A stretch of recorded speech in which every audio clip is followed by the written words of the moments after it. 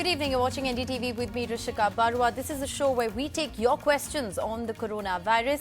You can dial us and we will have a panel of expert doctors to answer all your questions. The number there is flashing on your screens. Dial that number and we'll have a panel of expert doctors to take on your questions. Joining me this evening, Dr. Rana Bhattacharya from the Department of Endocrinology and Metabolism in Kolkata. We also have Dr. Ravi Gupta, who is the Director of Cardiology from the Wockhardt Hospital, joining us from Mumbai. Appreciate you, doctors, being with us. If I could begin, Dr. Gupta, perhaps by asking you, it's very interesting. The government today has announced that they are going to be conducting clinical trials for a new drug called Sepsivac. Could you tell us a little more about this drug and what could be its efficacy in fighting the virus?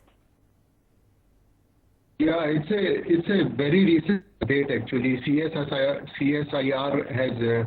has started a trial on this drug, and we are very optimistic about the drug. But the issue is right now we have very limited data and very long way to ascertain that whether this drug is going to be all the way helpful or not. Right.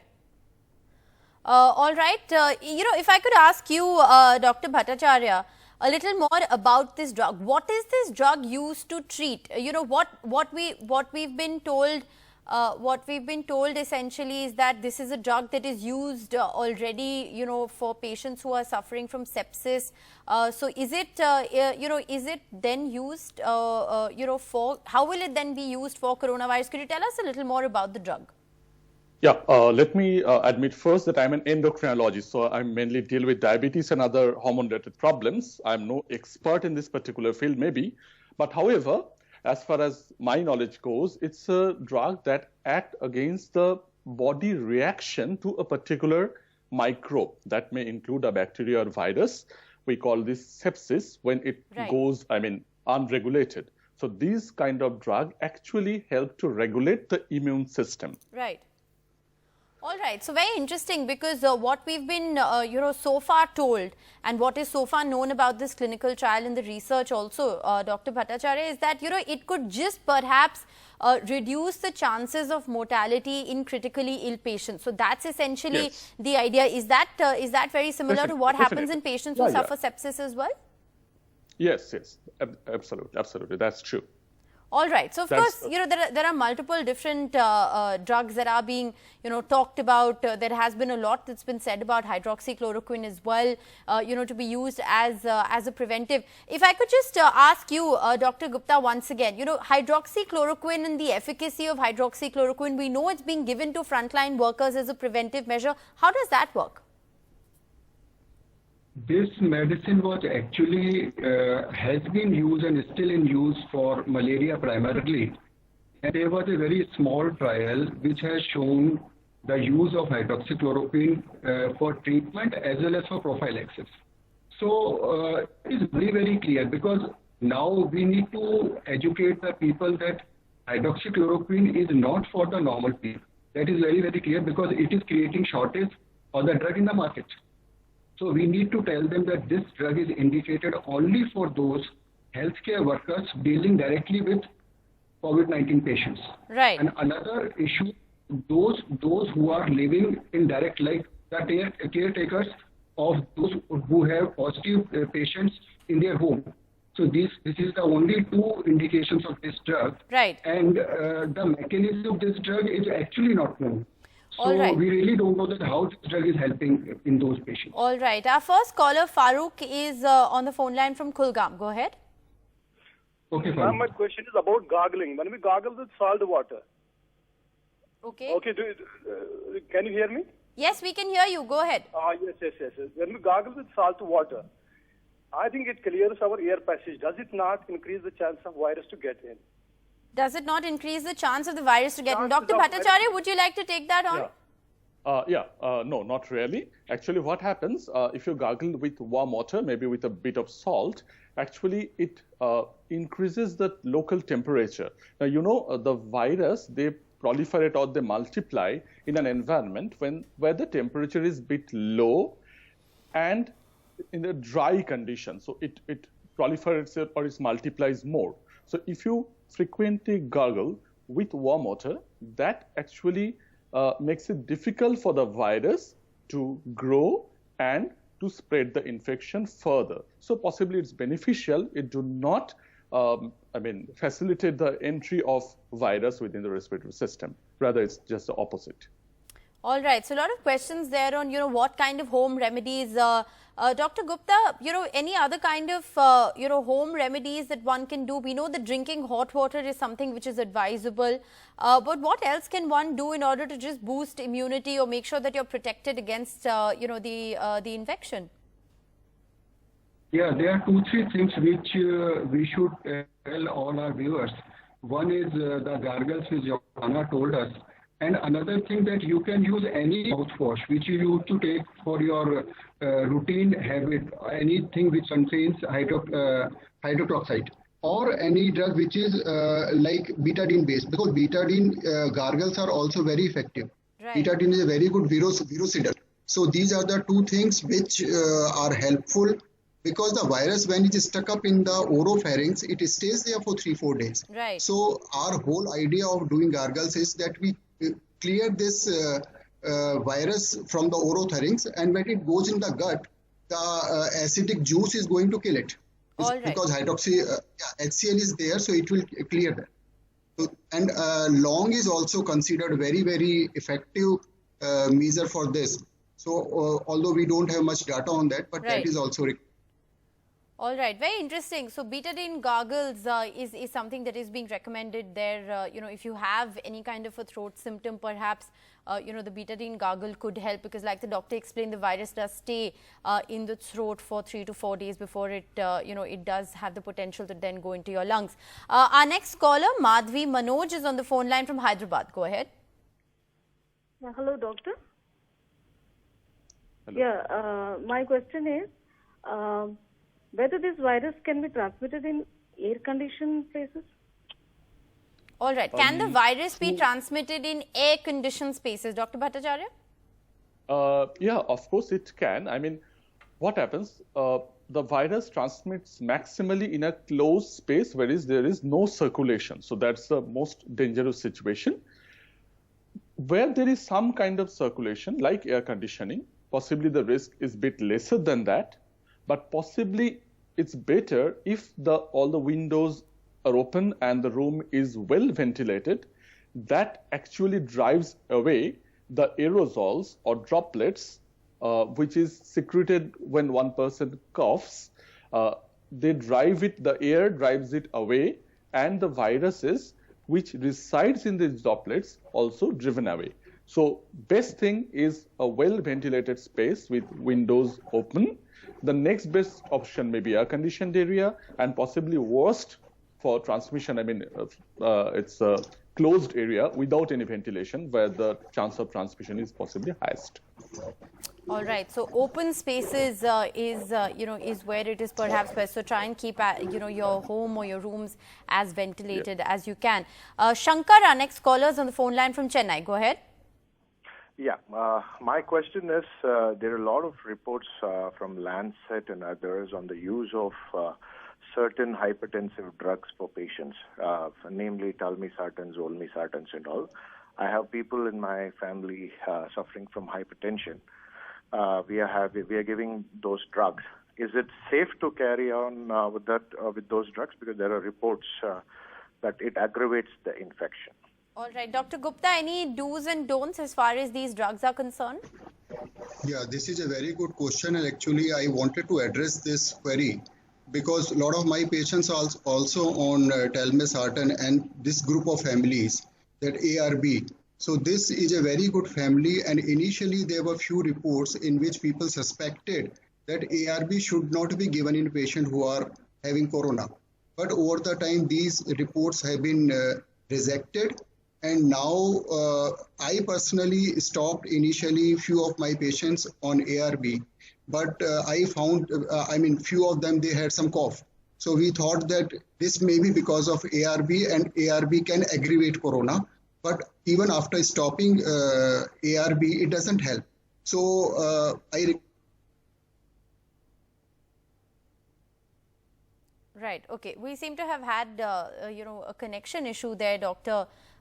with Dr. Ravi Gupta. But Dr. Bhattacharya, if I could ask you, are there any do's and don'ts that you tell your patients, when it comes to, say patients who are, who are taking specific medication for a long period of time, are there any drugs that could adversely affect the coronavirus? Yes, from my aspect, where I mainly, as I've said, I'm an endocrinologist, so yes. I treat a large number of diabetic patients.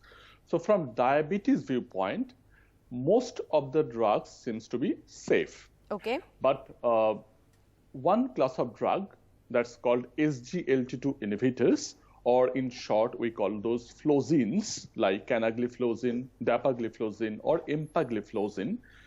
If a patient have moderate to severe kind of illness with coronavirus, possibly it's better to stop the drug and contact his or her doctor.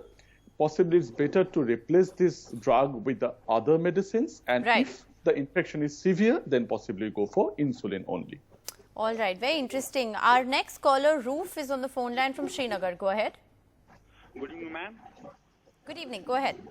Yeah, ma'am, my question is, how is the coronavirus spread by infected people who have no symptoms? Sorry, how is the coronavirus passed on? Spread by infected people who have no symptoms. All right, infected people with no symptoms, asymptomatic patients. Dr. Gupta, we lost that line with you there, but asymptomatic patients has been a huge cause of worry. Yesterday, we saw the ICMR also come out and say that almost 80% of patients show mild or no symptoms whatsoever. How can they infect another person? Yeah, there are two things. One is the patient who are asymptomatic but still carrying virus in their throat. So it may take 4 or 5 days. This is known as incubation period. Incubation period means the virus enters in the body of the patient, but by that time the patient is not having any symptoms. Right. It will take roughly 4 to 5 days. The range is between 2 to 15 or 14 days. So in between, the patient remain asymptomatic and he will keep on spreading infection to the society. That is the biggest purpose of social distancing, because you really don't know that the person next to you is whether he's infected or not. Right. So therefore, it is social distancing becomes even more important. Yeah, of course. Right. Dr. Bhattacharya, would you like to add anything? Yeah, this almost the same thing. Just even if an asymptomatic person coughs occasionally due to various reasons, and as the virus resides in the respiratory tract, it gets out into the air, and if the person stands or sits just next to him or her, they can get infected even if the person who is bearing the disease is asymptomatic. Right. And possibly this is another reason why recently the government has advised for any kind of mask or just coverage of face and nose with any kind of piece of cloth, because that prevents this exit of these droplets and transmission to another person, even if he or she is asymptomatic. Right, and sometimes it's not even coughing. Even when you're talking, sometimes, you could accidentally pass on those droplets to another person. And if you are, infected, God forbid, you could pass that infection on. Our next caller, Venugopal, is on the phone line from Noida. Go ahead. Yeah, my question is, what precautions an heart patient has to take after the lockdown period? All right. Dr. Gupta, would you like to take that on? You're a cardiologist. Precautions for heart patients after the lockdown ends. In fact, what I would suggest that one thing they should not fear, because the perception is wrong. The heart patients are not more prone to develop corona. That should be very, very clear. Okay. They are equally prone to develop corona as any other person. The only difference is those who will develop corona symptoms. The heart patient will develop definitely more severe disease because of their decreased immunity overall. So what I would suggest that in toto, there should not be any alarm button. We should be pressed for specifically cardiac patient. They should take their medicines regularly. And one thing I would add on, because of corona, few patients have some myocarditis-like picture and pericarditis-like picture. So if it is possible, then they should get their routine check once the lockdown is over. Right. So we people better know about their cardiac status. All right. So get a routine checkup once the lockdown is over, and like the doctor explained, it's not that you're more prone to get the infection, but if you do get the infection, then there could be added complications if there is already a heart condition. Manish, our next caller is on the phone line from Chennai. Go ahead. Yes, ma'am. Good evening, ma'am. Actually, my question is regarding to hemodialysis. Actually, here we applied for hemodialysis in private hospital for my dad, but private hospital is saying that you need a COVID negative certificate. But that thing, I think we need immediately. We not able to provide. So anyway, we have to go to hemodialysis in government or setup only. Is there any way that private hospital are saying that it will be infected if that their machine is used? So what is the way out, sir? Is there any guideline that only government setup we have to go for hemodialysis? Dr. Bhattacharya, would you like to comment on that? I think it's more a procedural question. I think in order to undergo certain procedures, you have to get a COVID negative certificate. Right. It's not actually my specialty and my domain. Of course, right. I shouldn't comment on this. Yeah, I'm no expert in this. All right. Dr. Gupta, would you like to add anything? What about patients who have to get routine procedures done? Do they have to get a COVID-19 negative certificate in order to be able to do those? Any thoughts on that? Yeah. Practically yes, because we are aware of that few of the patients are in the asymptomatic phase and they are suffering from some other illness. So whenever the healthcare system is coming in contact with those patients, there is definitely a chance the person, in fact, I did one angioplasty and that patient was harboring COVID. So it was not clear. I mean, he came to me with a heart attack and ultimately turned out to be a COVID patient. So these are the patients now, all of us practically rule out corona first and then we proceed with other other procedure. Dr. Gupta, if I could just ask you a follow-up question, what do you do in an emergency case? If somebody is having a heart attack or if someone is in need of an immediate intervention, how then can you wait for a COVID result in order to be able to intervene? Yeah, that is also a good question, a very practical question. So now what people all over the world are doing, that those who are having ST elevation MI, that is considered the life-threatening situation. Right. In most of the patient, if the patient is in the window period, that is considered 6 hours from the onset of pain, those patients are thrombolized first with best of the drugs available. And if the ECG after 90 minutes shows that the ST elevation is not resolved, it means we consider it as a failed thrombolysis. Those patients should be taken for angioplasty for sure. All right, that's extremely interesting. The challenges of dealing with routine patients or patients coming in, especially with heart problems at a time of coronavirus. So very interesting perspectives there. Gladdy, our next caller is on the phone line from Hyderabad. Go ahead. Hello. Yes, go ahead. Yeah, my question is, just now they said that the virus does spread through the air conditioners and it's advised not to use them, but we are living in a tropical country and it's really hot right now. It's summer.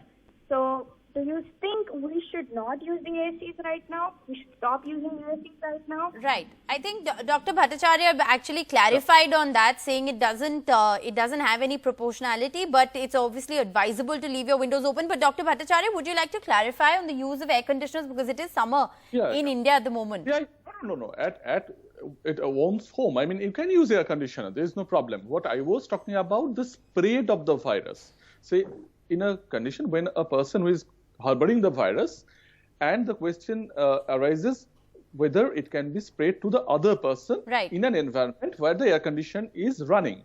So my answer was possibly the least chance is there when there is the room is well ventilated.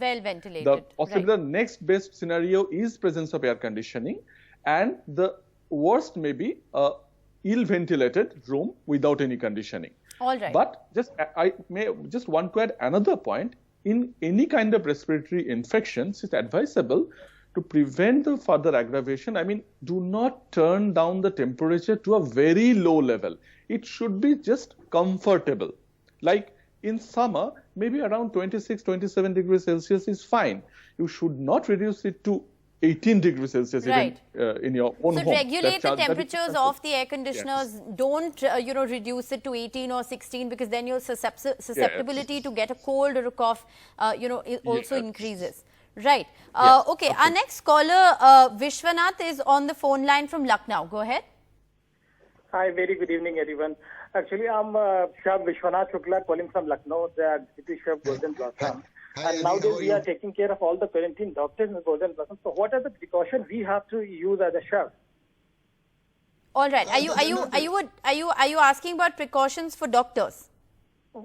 For us as a chef, we are serving them. All the quarantine doctors are with us in the hotel. All right. As a chef, Dr. Gupta, would you like to clarify? What about those people who are coming in contact with health workers, people who are fighting on the front lines? Are there any precautions that they should take? I think, Vishwanath, I believe that these are standard protocols. I mean, no special thing should be, and one, you should not be frightened because few of the people in society are frightened by doctors treating corona. So yes. I believe we should take this message that you should treat them with the same hospitality, same love and same care which you treat other people around. Right. I think, that has emerged as a very unfortunate story here is, the treatment that is being meted out to doctors. If anything, you should be awarded and rewarded just for the brevity of the work that you're carrying out in these undescribable times. So, I mean, it's extremely unfortunate. Dr. Bhattacharya, would you like to comment though on what about people who come in contact with health workers? I think there is a sense of insecurity among people who come in contact with health workers. What if what if you're a neighbor to a doctor? Are there any do's and don'ts? Would you like to shed some light on that? Yeah. I mean, the first thing is that if there is really a need to visit a doctor, you have to visit it. Yes. And then what you should do, I mean, the doctor and the patient both should use standard protocols. That means they should use standard masks that, as I've discussed just now. Secondly, frequent washing of hands and appropriate use of sanitizers. So standard things should do, and to keep as much distance as practicable for communications and as less time as possible. So the interaction should be as brief as possible. It's nothing special. It's just what is advised for the general public. It's similar when a person visits a healthcare provider. It's essentially the same set of precautions that should be exercised even if you're going to visit a doctor, or if you have a doctor who is in your neighborhood, or you're coming in contact with a doctor who's a friend or a relative. Sandeep Prajapati is calling us from Panvel. Go ahead. Yeah, good afternoon to all of you. Go ahead, sir. Yeah, my question is, madam, which kids are coming from China? How can I identify if those kids are without virus free? Any precaution from government side and doctors? How can I? Yeah. Dr. Gupta, would you like to take that on? There's apprehension about kids coming in from China. Of course, as patients, there's very little you can do to guard yourself. But what as a doctor would your opinion be? I would say that the question actually requires twofold answer. One is for the general people and another for those who are actually using the personal protection equipments, PPEs. So what I would suggest that for general people, using a normal mask, even a homemade mask is good enough. And we should not think about China as a country or as a lay person. But about healthcare worker, there is one interesting thing which has come up to test the the adequacy of N95 mask and the PPE kits also. The 3M has produced a machine, a hardware, so they actually define that the N95 which we are using is actually giving you 100% protection or not. All right, I have time for one last call. Anil from Gurugram, if you could quickly ask your question. Yes. Doctor, can this virus survive on our hair and can cause damage subsequently? All right. Would any of you doctors like to talk about the virus and its whether it survives on hair? Yeah, I mean, see, if a person coughs or sneezes in your close vicinity who is carrying the virus, that droplet can get attached to any body surface, which also includes hair. So possibly it's better to have a habit of regularly washing your hair with shampoo or soap, whatever, regularly. Right. But particularly if you go out to a place where there is chance of contact with the other persons. All right.